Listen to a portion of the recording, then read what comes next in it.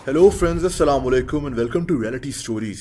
दोस्तों, केन अमांटे एक 8 साला बच्चा फिलीपींस के शहर डवाओ सिटी में रहता था। केन स्कूल में पढ़ता था। इसका बाप बैरी एक कार मैकेनिक था। ये इतने ज्यादा पैसे तो नहीं कमाता था, लेकिन इसने कभी भी अपने बेटे को कोई कमी महसूस नहीं होने दी। ये कहानी 2014 की है, जब बैरी को महसूस हुआ कि इसका बेटा केन स्कूल से लेट आता है। यही नहीं, बल्कि केन स्कूल से घर आकर खाना खाता था और फिर अपने बैग के साथ ही घर से कहीं गायब हो जाता था। पहले पहले तो बैरी और इसकी बीवी को लगा कि इनका बेटा अपने किसी दोस्त के घर जाता है, लेकिन ऐसा रोजाना होने लगा। दोस्तों, इस आदमी की परेशानी तब मजीद बढ़ गई जब इसके बेटे केन को मिलने वाली पॉकेट मनी यानी जेब खर्च भी बहुत जल्द खत्म हो जाता था। केन अपने पैसे कुछ ही दिनों में खर्च कर देता था। अपने 8 साला बेटे का घर से गायब होना और इसके पैसों का खत्म हो जाना, ये बात सोचकर कोई भी बाप परेशान होगा, और यही हाल बैरी का था। इसने सोचा कि अगर ये अपने बेटे से ये बात पूछेगा तो उसको शर्मिंदगी होगी। इसीलिए इसने एक दिन अपने बेटे का पीछा करने का फैसला किया ताकि ये सारी हकीकत खुद मालूम कर सके। एक दिन इसका बेटा रोजाना की तरह स्कूल से घर आया। इसने खाना खाया और फिर घर से बाहर निकल गया, लेकिन इस दफा इसका बाप बैरी भी इसका पीछा कर रहा था। केन सबसे पहले तो एक ग्रोसरी स्टोर में पहुंच गया। ये थोड़ी देर के बाद बाहर निकला। इसने यहां से क्या खरीदा इसका बाप नहीं जानता था। दोस्तों, इसके बाद केन मुख्तलिफ गलियों से होता हुआ एक इलाके में पहुंच गया। इस इलाके की रेपुटेशन भी इतनी अच्छी नहीं थी। यहां जराइम पेशा लोग रहते थे।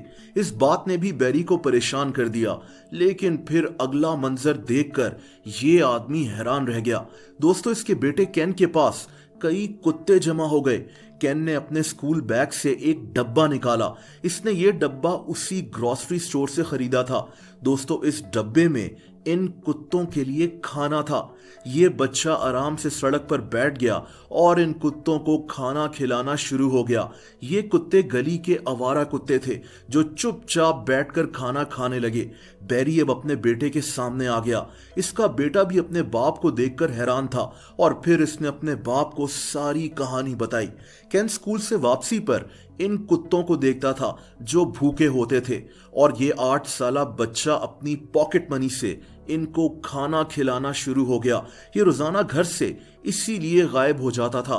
बैरी अपने बेटे की कहानी हैरानी से सुन रहा था। केन ने कहा कि ये इन कुत्तों के लिए एक छोटा सा शेल्टर बनाना चाहता है, लेकिन बैरी ने इसको कहा कि इनके पास इतने पैसे कहां से आएंगे। दोस्तों, बैरी ने अपने बेटे की ये कहानी और तस्वीरें फरवरी 2014 में एक वेबसाइट रेडिट पर पोस्ट कर दी।